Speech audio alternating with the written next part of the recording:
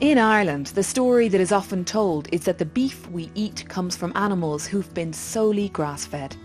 But in fact, almost all cattle are also fed a concentrated diet of barley, wheat, soy and other supplements during their lifetime. But one farmer here in the northwest is keeping it green, feeding his animals grass all year round.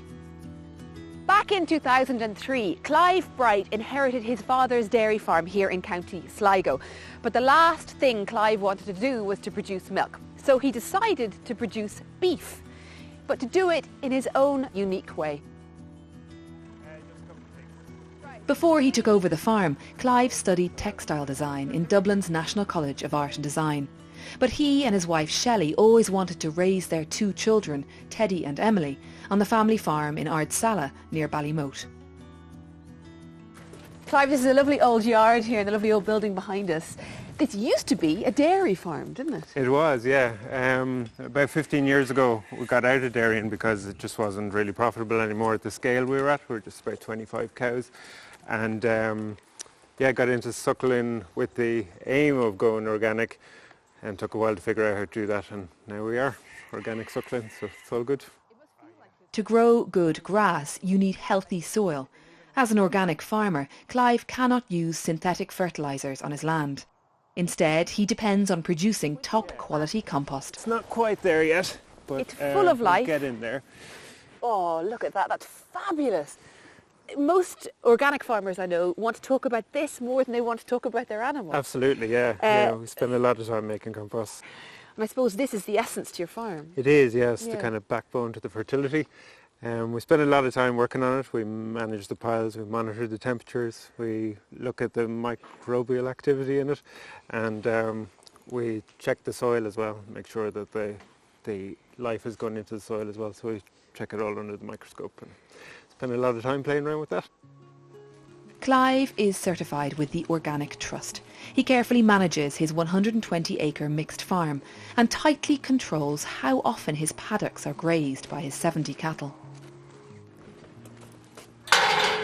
So you practice this thing called mob grazing. When we think of a mob, we think of tightly kept animals, and that's what you do here. Yeah, they're reasonably tight. They're tight in order to get fresh grass every day, and we move them along in a pretty strict rotation. And why is that good? It's good for a lot of reasons, really, but mostly we're on a completely grass-based diet here, so the cows get fresh grass every day, and it needs to be pretty high quality. So leaving them in a field for a long time, the quality of the grass reduces all the time. So. And on your farm, grass-fed means grass-fed. It means grass, and no nuts, no concentrates, nothing. No, 100% grass-fed. It's hard, Clive, to see the fencing, but I can just about see the wire along here. You're keeping them tightly bunched together. Yeah. Do they like being bunched together that much? They do, actually, because it kind of clicks in their innate herding instinct, and they keep quite close together, and it keeps them very calm, actually.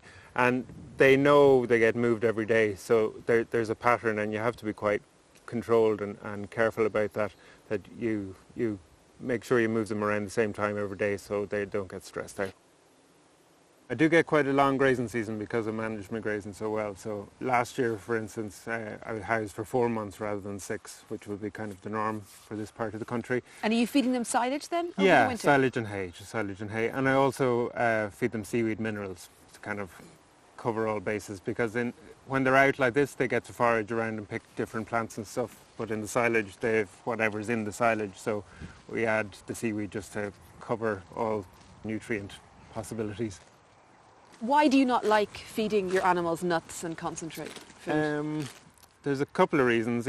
Economically is one, because organic grain is very expensive, and we're in the west of the country and there's no grain grown here, so all those things don't really work. But also, cows aren't really meant to eat grain, like they're designed to eat grass. Modern cows have been kind of selected for grain fattening, but I've kind of selected my cattle for having slightly larger guts to eat grass, and they metabolize that much better. So one of the big things about my own meat product is that there's a huge taste difference because of grass finishing.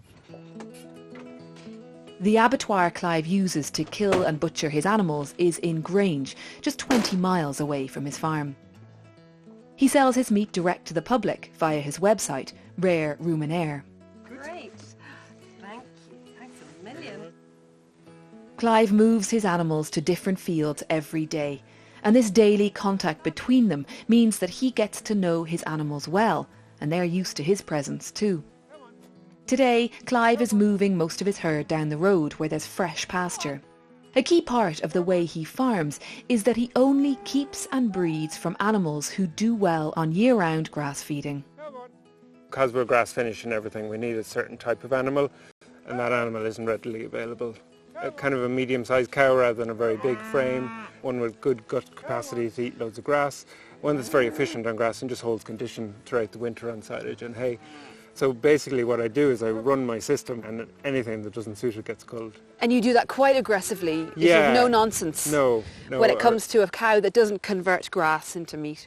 Exactly, yeah. Or if they have, if they're very susceptible to parasites, they get culled. If they don't calve on their own, they get culled. Yeah, anything that doesn't fit in the programme. And then what that does then is you have this really consolidated herd that works in the system, and there's very little health issues and there's very little problems. The way Clive farms here works well for him. His cattle certainly seem to be thriving. And I can hear now the sound, really quite loud to my ears, of munching and crunching of the grass. Yeah. It's like a cat purring. Yeah, it is. Yeah, They're very it's happy. Really therapeutic sound. I love it. Yeah.